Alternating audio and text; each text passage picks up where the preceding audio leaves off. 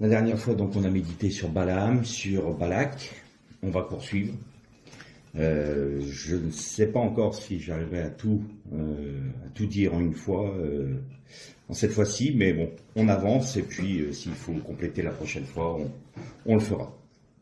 Donc la dernière fois, on a constaté ensemble que dans le nom de Balak et de Balaam, il y avait Amalek, il y avait Babel, et il y avait le terme Bilboul, qui veut dire détourner une chose pour faire aller son contraire. C'est-à-dire que Bilam, qui voulait lui maudire le peuple d'Israël, a été obligé de bénir.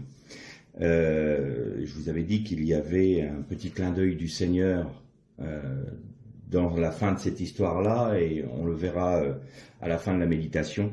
C'est quelque chose qui est très intéressant et qui est même encourageant pour celles et ceux qui pourraient être dans un cas de figure de constater qu'ils ont vécu plus ou moins dans l'idolâtrie. Et on va essayer de déterminer tout ça ensemble. Quelle était la particularité de Bilam? C'est simple. Il pouvait aussi bien entendre la voix de Dieu que d'être dans la magie. C'est-à-dire que Bilam est l'exemple parfait du mélange. Il y a deux options pour lui. Oui, il veut les bénédictions de Dieu. Oui, il veut être appelé prophète de Dieu. Mais en même temps, ce qui peut le satisfaire a plus d'importance. Qu'est-ce qu'on voit? Bilam a eu un ordre de Dieu. Tu n'iras pas avec eux parce que tu ne peux pas maudire le peuple d'Israël, parce que moi je les bénis, dit l'Éternel. Et Bilam dit, écoutez, je suis désolé, mais j'ai pas le droit. Alors, ne m'en voulez pas, moi c'est Dieu. Si vous voulez vous en prendre à quelqu'un, c'est à Dieu, parce que moi il me permet pas. Je serais bien allé, moi personnellement, parce que l'argent ça m'intéresse, le gain personnel ça m'intéresse, mais je peux pas. Donc il n'est pas franc du collier. Et c'est l'image même de l'idolâtrie. Aujourd'hui, bien sûr, je vais peut-être choquer un peu, mais dans les églises, il y a beaucoup d'idolâtrie. Dans tous nos milieux, il y a de l'idolâtrie. Alors vous allez me dire, on n'est pas en train de se prosterner devant des objets, quoique, dans certains milieux chrétiens, oui, mais on n'est pas devant des dieux païens, Baal ou les Astartés, tout ça, non, certes, c'est vrai. Mais qu'est-ce que c'est que l'idolâtrie? C'est mettre à la place de Dieu autre chose. Dieu doit avoir la première place dans notre vie, et nous y mettons autre chose. Ça peut être quoi? Ça peut être nous-mêmes. Ça peut être notre service dans l'œuvre de Dieu même. Ça peut être notre vie d'église. Ça peut être nos façons de voir et de penser. De dire, ouais, mais moi je sais que la Bible me dit ça, mais je ne veux pas y obéir parce que ça ne me plaît pas. Donc je vais me trouver un milieu spirituel qui ne me remet pas en question sur ce point-là. On n'est pas entier pour Dieu. Donc on peut entendre la voix de Dieu, mais en même temps, on veut satisfaire les besoins de notre chair. On n'a pas envie de perdre sa vie. On n'a pas envie de mourir à soi-même. Alors je disais la semaine dernière que je ne parlais pas de ceux qui vivaient, qui pouvaient avoir des faiblesses et qui voulaient aimer le Seigneur, qui aiment le Seigneur, mais qui peuvent chuter par faiblesse. Mais je voudrais aussi préciser ma pensée sur ceux qui, peut-être, défendent l'idolâtrie ou vivent dans l'idolâtrie. Il y en a certains, ils vivent dedans sans s'en rendre compte. Ils ne réalisent pas. Pourquoi? Parce que des enseignements sont trop pauvres aujourd'hui.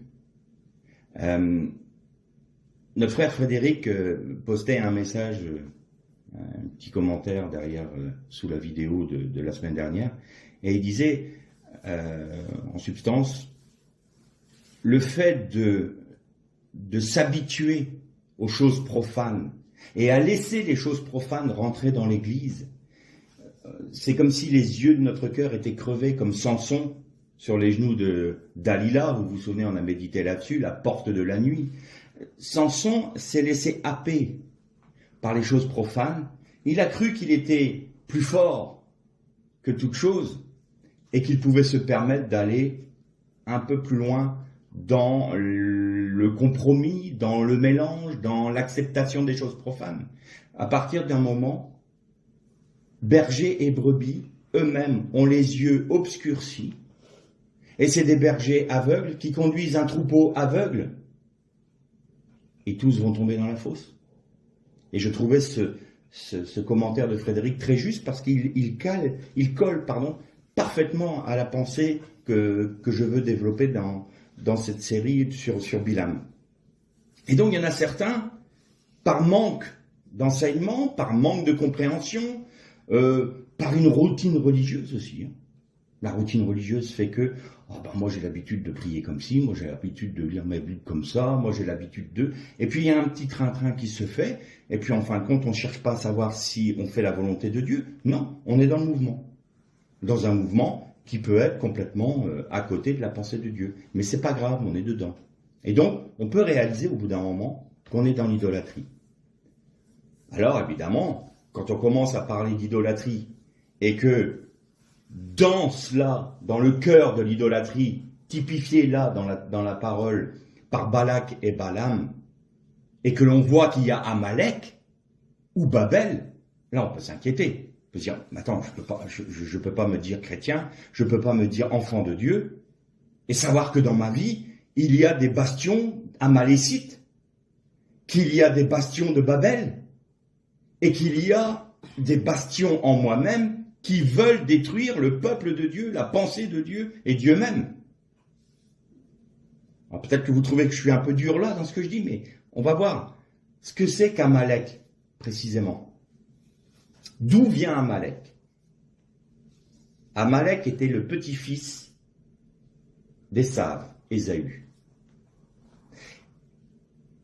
C'est très intéressant de noter que plusieurs fois dans la Bible, quand il est parlé d'Ésaü, donc je lui donnais son nom hébraïque, Ésav, il y a juste une petite insert régulièrement.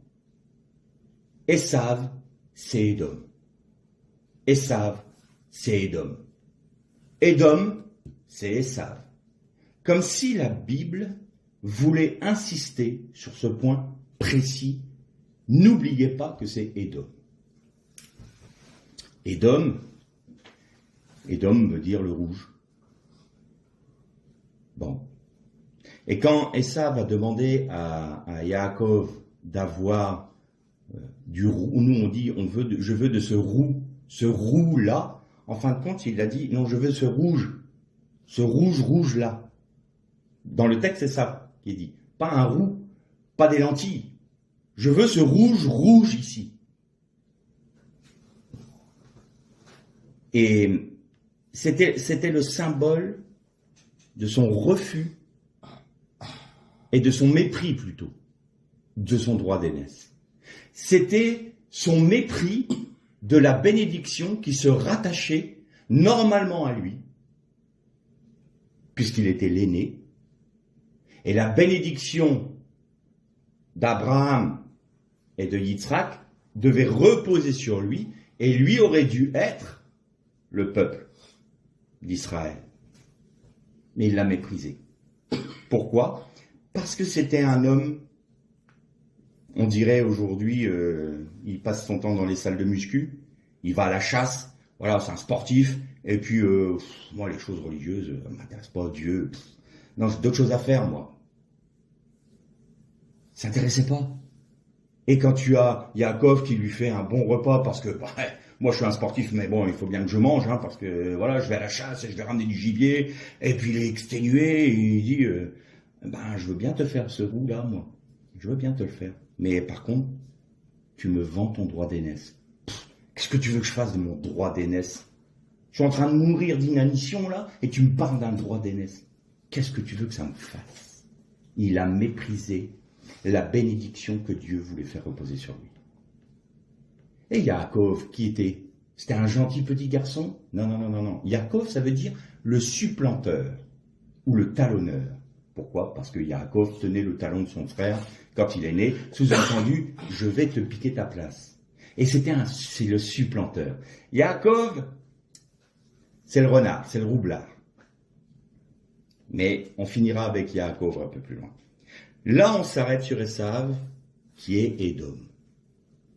Il a méprisé son droit d'aînesse, il a méprisé la bénédiction de Dieu sur sa vie. Et puis, vous connaissez toute son histoire, il réalise tout d'un coup que Yaakov a apporté la bénédiction sur, pas Yaakov, Yitzhak a apporté la bénédiction sur Yaakov qui lui revenait. Et là, il se met en colère. Il comprend que Yaakov l'a roulé. Mais d'un autre côté, il l'a méprisé. Et alors, qu'est-ce qu'il a fait? La première chose qu'il a faite, il a voulu contrarier son père et sa mère. Et il a été chercher 2 femmes cananéennes. 2 femmes cananéennes. Il a été chercher des femmes étrangères. Ah, c'est comme ça.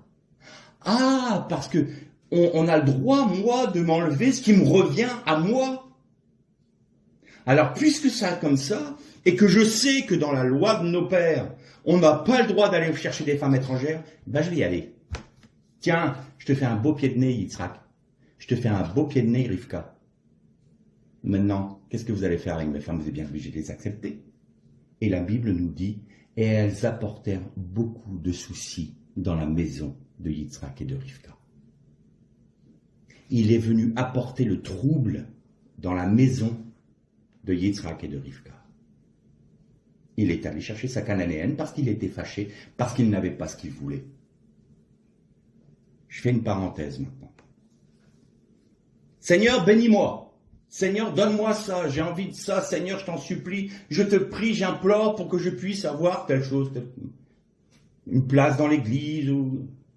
Beaucoup font ces prières-là. Puis le Seigneur dit, non, non, c'est pas ma volonté. Ah, c'est pas ta volonté. Ah, tu veux pas me bénir. Ah, je vais aller chercher ma cananéenne alors. Puisque c'est comme ça, je vais prendre cette décision-là et je ne m'occupe pas de savoir si ça te plaît ou pas. Moi, j'ai décidé que j'allais dans ce chemin-là. Ça, c'est de l'idolâtrie. Ça peut se placer au niveau d'une église. L'église, Seigneur, bénis-nous, nous voulons des membres et tout ça, nous voulons avoir du succès, nous voulons avoir ton œuvre qui grandisse et tout ça. On veut des bâtiments comme ci, on veut tel matériel de sono, de cinéma, de... que sais-je encore. Hein. Non, non. Distribuez vos biens aux pauvres. Quoi? Mais non. Où est-ce qu'on ira? On fait des cultes dans un garage, on va pas continuer tout le temps. On va nous mépriser. Ah, moi, je suis pas d'accord. C'est pour ta gloire qu'on travaille, Seigneur. Non, non. C'est pas ma volonté. Ne méprisez pas le temps des petits commencements. Ah, mais j'en veux pas, moi, Seigneur. Ça m'intéresse pas. Moi, je veux être pasteur dans une grande église. Je veux être reconnu, moi. J'ai envie qu'on puisse me voir et me dire « Ah, pasteur, comme votre message, il est beau. Ah, ça nous a fait tellement de bien. » C'est ça que je veux, moi, Seigneur. Bilam. Vous entendez Bilam derrière? Seigneur dit non, je ne permettrai pas ça parce que c'est pas ma volonté. Ah bon? C'est pas grave. J'irai chercher les financements ailleurs. Je vais me débrouiller, Seigneur. Tu veux pas? Très bien. On va se débrouiller. On va monter ça comme une entreprise humaine. Moi, ça me dérange pas d'aller chercher les Cananéennes. Et tu vas apporter le trouble dans ton assemblée. C'est pas grave, on aura une belle salle. Je caricature peut-être. Maintenant, vous mettez ça à tous les niveaux. Du plus petit membre dans l'église qui se fait oublier, à celui qui veut être le plus grand des ministères qui soit sur terre, vous avez toujours une même logique. Si nous ne sommes pas entièrement morts à nous-mêmes, si nous n'avons pas accepté de perdre notre vie pour Dieu, nous sommes soumis à cette tentation de faire ce qui nous plaît. Et non pas la volonté de Dieu, mais la nôtre. C'est exactement l'inverse de la prière du Seigneur Yeshua dans le jardin de Gethsémani quand il a dit « Père, non pas ma volonté, mais la tienne. Non pas ma volonté, mais la tienne. » Ça, c'est la prière du disciple. Ça, c'est la prière du fils auprès de son père. Et donc, Esav s'est mis en colère et pour punir ses parents, il s'est marié avec des femmes étrangères. Posons-nous la question. Toutes les fois où nous sommes allés chercher des femmes étrangères, quand les choses n'allaient pas comme nous voulions, quand tout va bien, on est des héros de la foi. Ah Seigneur, je te bénis. Moi, Dieu, il m'a béni, il a fait ça, puis là on témoigne et tout va très bien, tout est merveilleux. Et puis quand ça va plus du tout, quand ça cadre pas avec nos pensées, quand on a des épreuves qui nous tombent dessus, on dit mais Seigneur, comment ça se fait? Comment ça se fait que tu permets ces épreuves dans ma vie? C'est pas possible. Est-ce que tu crois que Dieu dirige toute ta vie? Oui, je le crois, mais c'est plus facile à croire quand tout va bien. Est-ce que tu crois que là, l'épreuve dans laquelle tu es là, c'est permis par moi pour que tu apprennes? Alors de deux choses l'une, il y a deux attitudes. Si on dit Seigneur, je me prosterne devant toi et je reconnais que ta main est derrière toutes les circonstances de ma vie, et donc je te demande de m'ouvrir les yeux, de me faire comprendre quelle est la leçon que je dois apprendre dans cela. Est-ce que je dois plus me confier en toi? Est-ce qu'il y a des choses qui vont se sortir de ma vie, que je vais voir, être mis à la lumière par le Saint-Esprit de manière à ce que je te les délaisse pour qu'ils meurent à la croix? Est-ce que c'est parce que tu veux te glorifier à travers moi, sans que je me rebelle et que je me révolte? Seigneur, c'est quoi la leçon? Mais quoi qu'il en soit, je m'incline, non pas ma volonté, mais la tienne. Le disciple, le fils. Ou alors vous avez l'autre. Non, moi je suis pas d'accord. Si tu ne me délivres pas, j'irai chercher une femme étrangère, je te préviens. Et je jette la pierre à personne, j'étais un champion du monde là-dedans. Un jour, ma Bible, je l'ai jetée par la fenêtre. Parce que le Seigneur ne faisait pas ce que je voulais moi. Et ça calait pas avec ma petite pensée à moi. Donc je ne suis pas en train de pointer le doigt sur quelqu'un d'autre, je pointe le doigt sur moi-même. Oui, j'ai jeté ma Bible par la fenêtre. Pas glorieux. Ça, c'est ça. Je vais aller chercher une femme étrangère. Puisque c'est comme ça, je vais aller me saouler, tiens. Puis je vais faire ça. Ça te plaît pas? Tant mieux. Ça peut être tout plein de choses d'autres. Ah, c'est vrai que tu m'avais dit que tu voulais pas que je prenne ce travail-là. Eh ben, on va voir. Bon, il m'a préparé une meilleure place. Je vais avoir un meilleur salaire. Si tu crois que je vais t'obéir. Tu veux pas me bénir? Parfait. T'occupe pas, Seigneur. Ça, c'est partie de ma vie. Tu t'en mêles pas. C'est à moi. On prend des décisions. On prend des décisions parfois folles. Des décisions qui vont nous engager dans des chemins de souffrance. Plus grandes encore. Pourquoi? Parce que les femmes étrangères ont apporté le trouble dans la famille. Et tout ça parce que nous avons un cœur rebelle et un cœur idolâtre, parce qu'on veut satisfaire notre propre chair, on veut rester des Bilam. Et qu'est-ce qu'on fait rentrer? Qu'est-ce qu'on fait rentrer dans la maison? Des Cananéennes? Oui. Ah, des Cananéennes. Et ça a eu un fils avec Ada, une des femmes cananéennes. Il s'appelait Éliphaz. En français, on va dire Eliphaz. Et ce brave monsieur-là vivait dans la débauche, pas tout. Donc il a eu une fille avec une femme qu'il avait plus ou moins, entre guillemets, piqué à un roi Étien, je crois, de mémoire. Et puis non content d'avoir, est-ce qu'il l'a violée ou non, enfin quoi qu'il en soit, il a été avec elle, après il a pris sa fille comme concubine, la jeune Timna. Et Timna lui a donné un fils. Et ce fils s'appelait Amalek.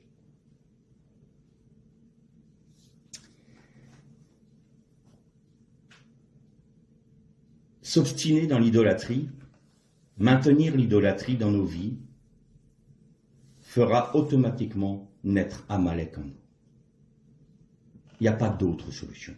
C'est une loi divine. Pourquoi? Amalek, c'est qui? Dieu a dit, tous les étrangers peuvent venir au Dieu d'Israël et se joindre à la communauté des enfants d'Israël. Vous devez les accueillir. Sauf Amalek. Amalek est le seul peuple de la Bible où il est interdit d'accepter sa repentance et sa venue à Dieu. Et non seulement ça, mais je t'ordonne d'effacer le nom d'Amalek de la surface de la terre. Pourquoi une telle sévérité? Pourquoi est-ce qu'Amalek, qu'est-ce qu'il a fait? Il est pour rien, lui, il est né d'un père incestueux, il est né d'un grand-père qui se moquait éperdument des bénédictions de Dieu, mais il est pour rien, lui. Il est pour rien, lui.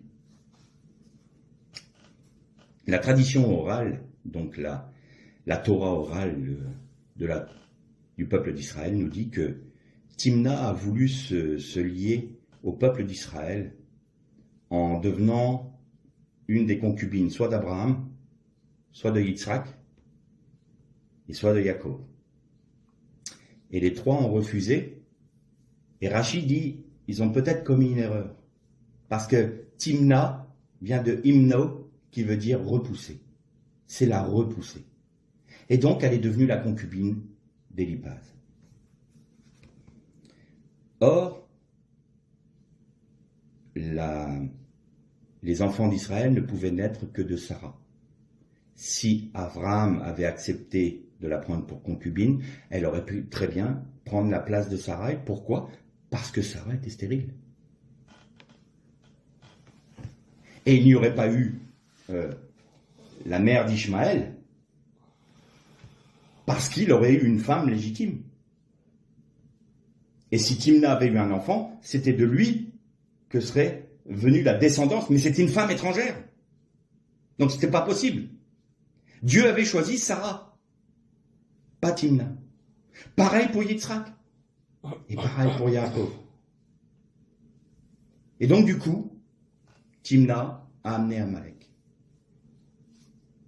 Les sages d'Israël disent que Timna était sincère dans sa volonté de se convertir au judaïsme, mais qu'elle voulait bien les bénédictions, elle voulait bien les promesses de Dieu, elle voulait bien la terre qui était promise, mais le peuple, ça ne l'intéressait pas. Pas son peuple.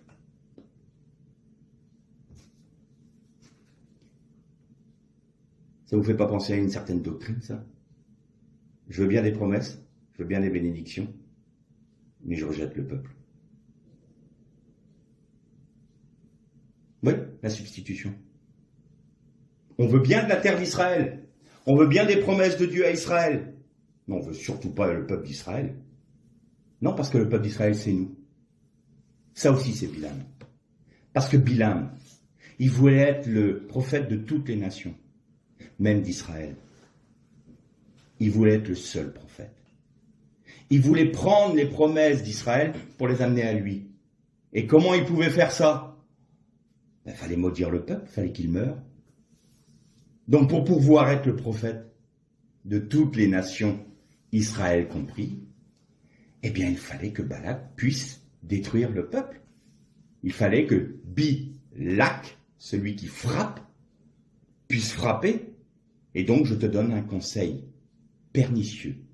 Amène la débauche dans le peuple et ils perdront la protection de Dieu. C'est ça, c'est Bilam. C'est la substitution, c'est se substituer au peuple choisi par Dieu. Alors que Dieu n'a dit, je ne veux pas vous substituer à mon peuple, je veux vous rattacher à mon peuple en Jésus-Christ. Pourquoi je parle de nous comme ça, là? Des chrétiens, des nations. Parce que Esav, c'est Édom. Et Édom, chez les Hébreux, chez les Juifs, c'est Rome. Et par extension, c'est l'Occident chrétien. Christianisé, pas chrétien. Faut pas charrier non plus. On n'a jamais été chrétien. L'Occident n'a jamais été chrétien. Il a été christianisé. Et au nom du christianisme, entre guillemets, on a perpétré des horreurs. On a fait des guerres. On a soumis des peuples. On a volé des pays. On a volé des territoires. On a détruit des civilisations. Il suffit de regarder les réserves des Indiens d'Amérique. Là où l'occidental passe, on veut les civiliser. Il y a des moments où il faut faire aussi notre mea culpa. Et donc, pour un juif, l'occidental, les occidentaux, sont ceux qui ont voulu les détruire. les pogroms, les martyrisations permanentes pendant le Moyen-Âge, Rome qui les mettait à mort, le nazisme, la Shoah, ça vient d'où? C'était pas au Pérou, hein. C'était pas en Chine, c'était pas au Japon, ni en Afrique. Ah oui, c'était en Europe. Tout ça s'est passé en Europe. Et donc, Édom, c'est nous. Esav, celui qui veut prendre la place. Parce que Amalek veut prendre la place du peuple de Dieu. Et Amalek, il y a une autre signification aussi. Parce que vous allez voir que Amalek, je vous l'avais dit la dernière fois, c'est la concrétisation physique dans notre dimension des puissances spirituelles des ténèbres, sataniques, diaboliques et démoniaques. Qu'est-ce qui me fait dire ça? Dans un passage de la Bible, je vais essayer de vous retrouver la référence, on ne va pas lire tous les textes parce qu'autrement ça serait trop long, il me semble que c'est dans Exode 17 au verset 16, Dieu dit « Amalek s'est élevé contre le trône de l'Éternel ». Quoi? Amalek s'est élevé contre le trône de l'Éternel? Comment ça? Eh bien, vous reprenez Ézéchiel 28, verset 12 jusqu'au verset 19, et vous avez la prophétie que Dieu donne à son prophète Ézéchiel sur le prince de Tyr. Toi, chérubin protecteur. Et là, en fin de compte, il y a un glissement d'un obscur prince que personne ne connaît. En plus, Tyr était vraiment quelque chose de... C'était une petite ville, un petit royaume, on dirait Monaco aujourd'hui. Aucune influence au niveau international. On ne voit pas pourquoi Dieu dit qu'il était chérubin protecteur si grand. Mais non, c'est pas possible. Il aurait pris le roi d'Égypte, on aurait pu comprendre. Il aurait pris, je ne sais pas quelle autre nation babylonienne, on aurait compris. Mais là, un obscur prince, et tu dis, t'es un chérubin protecteur, t'étais au-dessus de tous, ta beauté était immense. Pourquoi il a pris le plus petit des princes qui est inconnu? Parce que Dieu ne voulait pas prophétiser sur cet homme-là. Mais il était en train de nous révéler qui était Lucifer, qui est devenu le Satan. Je fais une petite parenthèse, vous pouvez écrire Satan avec un S minuscule. C'est pas un nom, hein, Satan. C'est pas son nom. Il n'a plus de nom. Il a perdu le nom de Lucifer. Mais aujourd'hui, il est comment appelé dans la Torah que par l'ennemi. C'est l'ennemi. Satan, c'est pas son nom. Satan, c'est ennemi. Il n'a plus de nom. Son nom. Vous imaginez dans la Torah ce qu'est l'importance du nom? Le Satan n'a plus de nom. N'oubliez pas ça. Donc Satan, avec un petit S, c'est un nom commun. Pas un nom propre. C'est un nom commun. Je ferme la parenthèse. Et là, on voit que Dieu a rejeté ce chérubin protecteur. Je t'ai éloigné de la montagne de l'Éternel parce que tu t'es élevé contre moi. Exactement comme Amalek. À Amalek, Dieu est en train de nous dire, c'est l'expression de ce chérubin qui est déchu avec toutes ses armées, qui vient s'incarner, qui vient inspirer, qui vient essayer de détruire dans notre dimension quelque chose qui n'a pas réussi dans la dimension céleste. Pourquoi? Parce que Dieu l'a rejeté. Dieu l'a jeté sur la terre. Donc, tu as fait ça? Ah, tu as fait ça, Dieu. Très bien. Ben moi, je vais m'occuper de détruire bien ta création en bas. Là. C'est ce que tu as créé, là. L'univers, les eaux d'en bas. Je vais tout détruire. Et je vais me faire un peuple. Et ce peuple, c'est Amalek. C'est le peuple qui a toujours voulu détruire Israël.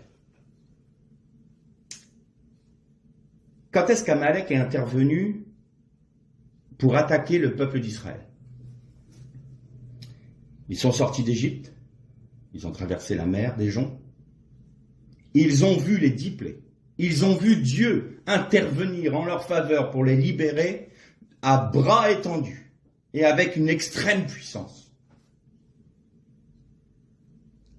Ils sont dans le désert et qu'est-ce qu'ils disent à Moïse? Dieu est-il vraiment avec nous? Waouh! Dieu est-il vraiment avec nous? J'arrête là pour l'instant et je fais une autre parenthèse. On va paraphraser. Dieu nous a sauvés. En Jésus-Christ, il nous a apporté le salut comme un cadeau gratuit. On sait ce qu'il a fait pour nous. On sait ce qu'il a dû payer, le prix de son sang pour que nous ayons la réconciliation avec le Père. Et combien de fois on dit, tu m'aimes vraiment, Dieu? Seigneur, tu m'aimes vraiment? Tu es vraiment avec moi? Je peux vraiment compter sur toi? Et là on se dit, mais attends, réfléchis.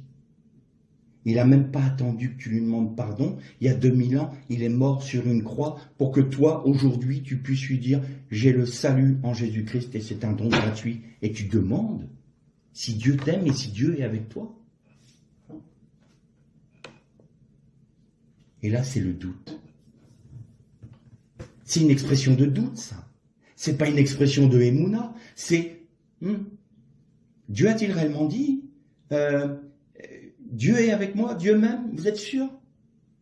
Moïse, Moshe, tu es certain que Dieu est au milieu de nous, il est avec nous?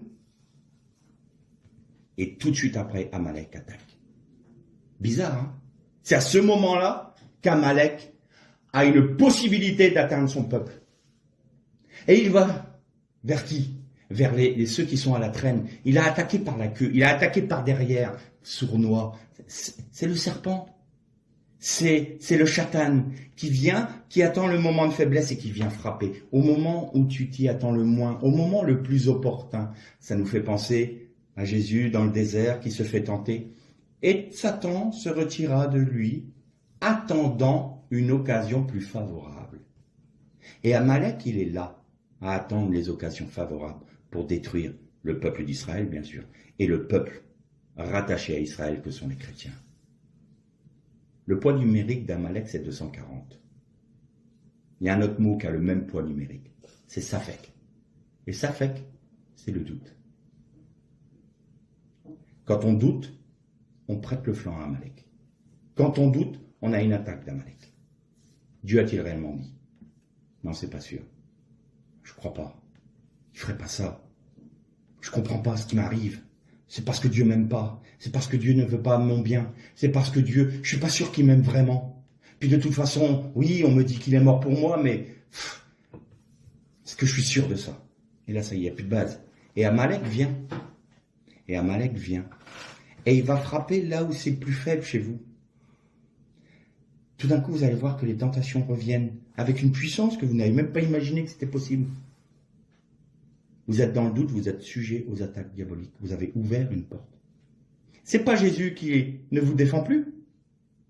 C'est vous qui, par votre doute, avez ouvert une porte qui permet à Amalek de vous atteindre.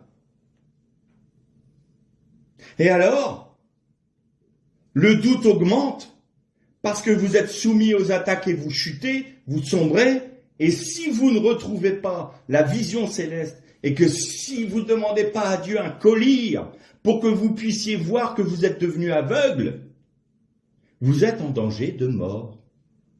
En danger de mort. Ça, c'est Amalek. Et c'est un descendant d'Esav qui veut supplanter le peuple choisi de Dieu. Bilam a demandé à Balak de faire en sorte que des femmes moabites viennent pour tenter les Israélites et les faire avoir des relations intimes avec des femmes étrangères. Donc ça, c'est l'idolâtrie. Ça, c'est toutes les fois où on refuse d'obéir à la parole de Dieu, au commandement de Dieu, et de... Non, c'est moi d'abord, et Dieu après. Ça, c'est de l'idolâtrie. Et ça s'appelle, on avait dit ça la dernière fois, une débauche spirituelle. Pourquoi? Dieu est amour. C'est un principe fondamental. Dieu est amour. Et donc son élan va aller en premier lieu vers le Mashiach. Parce que cet amour-là doit s'exprimer. Et c'est la raison pour laquelle le Dieu est Echad et non pas Yeched, c'est-à-dire qu'il est un, mais pas unique. Il est un. Quand on est idolâtre, il faut prendre l'image du couple. Je vous ai déjà dit que un homme et une femme qui s'unissent par les liens du mariage, c'est une union d'âme, une union d'esprit, qui se manifeste dans l'union des corps qui portent du fruit. On est bien d'accord. Et tout cela sur la base de l'amour. Et cette image-là de l'homme et de la femme qui s'aiment, qui ont une même âme, un même esprit et qui unissent leur corps, c'est l'image de Dieu. Dieu fit l'homme à son image, il fit l'Adam, mâle et femelle. Il les créa, nous dit la Torah.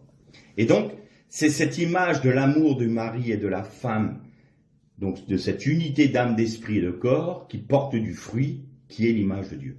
Très bien. Si vous acceptez l'idolâtrie dans votre vie spirituelle, vous enlevez son amour à Dieu. Enfin, du moins le vôtre, vous le retenez. Et vous allez le porter sur autre chose que Dieu. Vous êtes donc adultère spirituellement. Et en faisant ça, vous souillez l'image de Dieu dans votre vie. Vous souillez Dieu lui-même. Et vous souillez la kavod, la gloire de Dieu. Puisque votre amour est frelaté. Du côté de Dieu, il est entier. Il l'a prouvé. Mais d'une autre, Seigneur, je veux bien t'aimer jusque-là, mais pas plus. C'est comme si je disais à ma femme, je t'aime jusque-là, mais bon, pas trop non plus, je garde pas mal de choses dans ma vie. Oh, puis si parfois l'occasion se présente pour pouvoir aller avec une autre femme, ça me dérange. Ça t'embête pas? Elle me dit, mais attends, tu rigoles, quoi. C'est pas comme ça que je vois le mariage, et elle aurait raison. C'est pas ça le mariage. C'est pas un amour en chou-fleur, hein. Avec plein de pétales partout, les artichauts, non plutôt artichauts qu'on dit, hein. Il y a plein de... C'est une blague qui dit c'est le seul repas des pauvres parce qu'il y en a plus dans l'assiette quand on a fini que quand on a commencé. Bon, c'est une blague. Mais voilà, on a le cœur en artichaut. C'est-à-dire que voilà, on peut en donner à tout le monde. Non, ça c'est pas l'image du mariage, c'est pas l'image de l'amour selon Dieu. Et c'est pour ça que ça peut amener jusqu'à une débauche physique. Pourquoi? Mais parce que la réalité spirituelle, qui est la véritable réalité de vie, si on y touche, et si on permet que l'idolâtrie et que la débauche spirituelle restent dans notre vie, pourquoi pas aller plus loin après? Vous imaginez que Satan, lui, il va se contenter de ça? Non, il veut que vous alliez encore plus loin. Parce que s'il peut amener le trouble dans l'église, s'il peut amener le trouble dans votre foyer, s'il peut amener le trouble pour détruire votre couple, votre foyer, votre famille, votre église, il ne va pas se priver. Il ne va pas se priver. Et c'est pour ça que la débauche est toujours l'atteinte à la gloire de Dieu et l'atteinte à l'image de Dieu. Et je vous avais dit que Bilam, il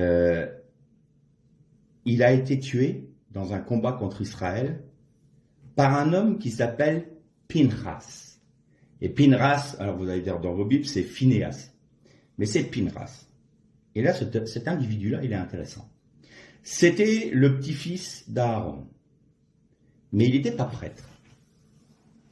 Il n'était pas Cohen. Parce qu'il était né quand la prêtrise a été donnée à Aaron et à ses fils. Et lui, il ne l'était pas. Et quand il y a eu l'affaire des Moabites qui sont venus pour séduire les Israélites et les amener dans la débauche, qu'est-ce qu'il a fait, Pinchas? La Bible nous dit, il a pris une lance, et il y avait le prince de la tribu de Shiméon qui avait pris une princesse moabite et qui a décidé de lever le voile sur leur relation intime. Ils l'ont fait à la vue de toute la tribu de Shiméon. Il faut savoir que l'Éternel demande à ce que cette union-là de l'homme et de la femme soit intime et ne pas à la vue des autres, parce que c'est justement, c'est tellement saint et pur que le mettre à la vue de tout le monde, ça le souille et ça le rend impur. C'est de la débauche. C'est précisément de la débauche. Et qu'est-ce qu'il a fait? Alors, il y a une halakha. L'halakha, c'est quoi? C'est une directive.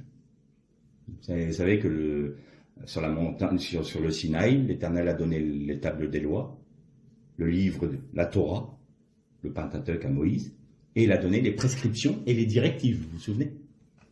Donc c'est une directive. Et il y en a une halakha qui dit, si tu vois un juif consommer une action avec une femme étrangère à la vue de tout le peuple, souillant ainsi le peuple, tu as le droit de la mettre à mort, mais sur le moment. Avant, tu n'as pas le droit. Après, tu n'as pas le droit. Et si jamais l'homme te voit, se retourne et te tue, il ne sera pas condamné parce que c'est de la légitime défense. Donc c'est très restreint. Et donc Pinchas, qu'est-ce qu'il a fait? Il a risqué sa vie. S'il avait frappé ce prince de Chiméon trop tôt, on avait le droit de le mettre à mort. Et on devait le mettre à mort parce qu'il a tué un juif. S'il l'avait fait après, pareil. Si le prince s'était retourné et l'avait tué, il n'était pas condamné. Et qu'est-ce qu'il a fait, nous dit la Bible? Pendant qu'ils étaient en train de faire. Et c'est pour ça que c'est à ce moment-là qu'il a frappé, à cause de cette halakha-là. Parce qu'on pourrait se dire, attends, il aurait pu attendre, voilà, et puis il va le voir, puis il le tue, quoi. Non, non, non. S'il l'a fait à ce moment-là, et il a frappé dans le bas-ventre des deux, et il les a transpercés tous les deux, et tellement engagé dans son action pour la gloire de Dieu, qu'il a même porté les deux corps sur sa lance pour les sortir de la tente, qui était visible de tout le monde. Tout le monde était là. Pinchas peut dire deux choses. Ça peut être Pnei Chaim, c'est le visage de la vie. Vous avez un P, un Nun, un Yod, un Resh et un Shin. Pinchas. Et pourquoi le visage de la vie? Parce que c'est cet acte-là qui a sauvé le peuple d'Israël. Dieu a dit, puisque Pinchas a fait cela pour ma gloire, alors je laisse la vie, le visage de la vie, au peuple d'Israël. Et exceptionnellement, c'est l'Éternel lui-même qui a institué Pinchas comme étant Kohen. Et la bénédiction a duré parce qu'il y a eu 380 Kohanim Gadolim, donc grands prêtres issus de Pinchas. 380 sur toute l'histoire d'Israël.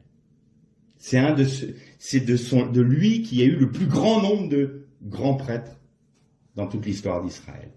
Parce qu'il a lutté contre Dieu. Mais on peut avoir un autre mot aussi. Ça peut être la bouche du serpent. P. Nachesh. Ou Neches. Mais ça, on peut retrouver cette forme-là, oui, et ça veut dire Nachash, ça veut dire serpent aussi. Pourquoi la bouche du serpent? C'est lui qui a tué Bilam, qui a transpercé Bilam de son épée. C'est lui qui a mis à mort un prince d'Israël idolâtre et débauché. On s'imagine toujours qu'en allant chercher la cananéenne, on s'imagine toujours qu'en rejetant ce que Dieu nous commande, on va s'en sortir. Et puis on peut laisser. Comme on dit, on s'essuie la bouche et on passe à autre chose. Ça passera avec le temps. Pas la peine de régler ça. Oui, bon, c'était sur un coup de colère, j'ai fait ça. Ah, bon, allez. Attention, attention. N'oubliez pas qu'Amalek est là. N'oubliez pas que Satan, toutes les puissances démoniaques sont là pour vous faire sombrer. Et le Pinchas qui est la Pnei Chaim, qui est le visage de la vie, peut aussi devenir la bouche du serpent. Et la bouche du serpent vous mord et vous donne du venin, le venin du serpent ancien. Vous savez ce que fait une goutte de venin dans une pipette de sang? Vous prenez une goutte de venin, vous la faites tomber dans un petit flacon de sang. Le sang coagule tout de suite. Il y a un caillot tout de suite. Il n'apporte plus la vie. Pire, il bouche les artères. Il empêche la vie de passer. Là, ce n'est plus Pnei Chaim, le visage de la vie. Vous avez le caillot de la mort dans vous, la bouche du serpent. Et Bilam pensait s'en sortir. Moi, je ne les ai pas maudits, hein. Je les ai même bénis, dis donc. Mais qu'est-ce qu'il a vu, Bilam, sur la montagne? Il a dit, « Quelles sont belles tes tentes, ô Jacob !» Quelle belle bénédiction, n'est-ce pas? Mais c'était une bénédiction frelatée. Pourquoi? Parce que, nous dit les sages d'Israël, Bilam a vu que les tentes, les entrées des tentes d'Israël étaient formées de manière à ce que chaque famille ait leur intimité. On ne pouvait pas voir la vie intime des couples et des familles. Les tentes étaient tournées de telle manière à ce que, voilà, on n'est pas en train de regarder chez le voisin, et puis pire encore, ce que justement le prince de Chiméon a fait, c'est-à-dire montrer l'acte intime aux yeux de tous. Donc elles étaient tournées de cette façon-là. Quelles sont belles tes tentes, oh Jacob! Ben oui, parce que il peut pas y avoir de débauche dans ce peuple-là, il est protégé. Puis en fait, Balak, j'ai vu leur tente. Ben, fais en sorte que ça change ça, et tu verras. Il n'y aura plus la protection de Dieu. Fais en sorte que tout ça, la prostitution sacrée, que tout le monde se montre à faire ces choses-là, va. Elles sont belles tes tentes, oh Jacob. Et derrière, paf, le fameux conseil pernicieux, diabolique, démoniaque qui est donné à Balak. Il lui a donné la clé pour qu'Amalek puisse frapper. Il a donné la clé pour que le peuple qui frappe puisse frapper Israël. C'est ça, Bilam. Et on s'imagine qu'on s'en sort. Bilam est rentré chez lui, tranquille, moi j'ai fait ce que j'avais à faire. J'ai même peut-être eu à avoir un petit pécule, parce que je lui ai quand même donné un conseil. Comprenez que c'était pas de ma faute que j'étais obligé de les bénir, parce que moi Dieu permettait pas, j'ai pas le choix, c'est pas de ma faute. Mais je lui ai donné un bon conseil, donc ça vaut bien quelque chose, ça. Allez, tu me donnes, et puis je retourne moi tranquillement. Et puis quelques temps après, paf, bataille, Bilam est dedans, et Pinchas vient et le frappe. Il avait 33 ans. Et certains groupes religieux juifs qui détestent les chrétiens à cause de tout ce qu'ils ont subi, comparent Jésus à Bilam parce qu'ils sont morts à 33 ans tous les deux. Ça, c'est pour la petite histoire. Et donc, de laisser Esav engendrer Amalek en nous, voilà le danger que ça apporte. Et là, je vais juste faire une parenthèse eschatologique. Esav s'est marié donc avec 2 Cananéennes, et la Bible nous dit, et il vit que cela contraria son père. Et donc Esav n'avait qu'une envie, c'était de détruire Jacob. En détruisant Jacob, il détruit le peuple de Dieu, il détruit Israël. Alors il prit une autre femme. Il se mit en alliance avec un autre personnage, Ishmaël. Il a pris la fille d'Ishmaël comme épouse. Esav d'aujourd'hui, l'Occident, s'allie à l'islam pour détruire Israël. L'histoire se répète. L'histoire se répète. C'est l'Occident, christianisé, on va dire, qui s'allie avec Ishmaël pour détruire Yaakov. Mais là, Dieu jugera. Et c'est Dieu qui mettra un terme à tout ça. Parce que en leur sein aussi se trouve Amalek. Gog et Magog. Là aussi, c'est Amalek qui revient. Tout comme il était revenu du temps d'Aman et d'Esther, tout comme il est revenu du temps d'Hitler et du nazisme. Je vous ai parlé de Julius Streicher. Mais savez qui a donné le titre de Mein Kampf? Parce qu'au début, c'est Hitler, il était aussi mauvais écrivain qu'il était peintre. Enfin, il n'était pas doué en rien, pas en grand chose, si ce n'est qu'il avait les puissances amalécites pour lui, pour arriver là où il en est arrivé. Parce que d'un petit caporal, il est devenu le Führer de tout un peuple, puis qui a amené 6 millions de juifs à être massacrés. Et il avait écrit un titre, mais c'était une 4e de couverture, quoi, le titre. Hein. Il était tellement grand que l'éditeur lui a dit, bah non, c'est pas possible, c'est indigeste. Je vais prendre quelque chose de plus percutant. Il a mis Mein Kampf. Et cet homme s'appelait Haman. Il était là, Haman. Et c'est lui qui a, entre autres, réécrit Mein Kampf en gardant les idées, mais en tournant les phrases de manière à ce que ça puisse être plus lisible, plus digeste, parce que Hitler n'était pas doué. Et cet homme, l'éditeur, ami intime d'Hitler, s'appelait Haman. C'est le fruit du hasard. La prochaine fois, on apportera la solution que Dieu nous donne contre les Amalek de nos vies, contre les Bilam de nos vies. Il va nous faire comprendre quelle était l'action de Pinchas.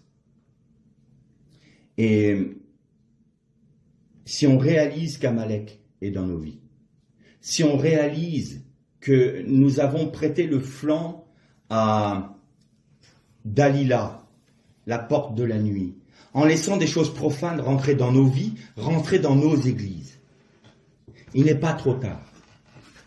Il n'est pas trop tard parce qu'aujourd'hui encore un temps de grâce. Et il faut simplement venir au pied du Seigneur en disant, Seigneur, j'ai été chercher mes femmes étrangères. J'ai rejeté ta volonté. Même dans les détails de nos vies, Seigneur, je vais être entier pour toi. Parce que mon amour pour toi, je veux qu'il soit total et entier. Non pas ma volonté, mais la tienne. Je ne suis pas en train de vous dire que vous êtes capable de le faire et que nous sommes capables de le faire. C'est vrai, on n'est pas capable, parce qu'on est charnel. Mais, par la puissance du Saint-Esprit, nous avons cette capacité d'être animés par la vie du Christ qui a été placée en nous.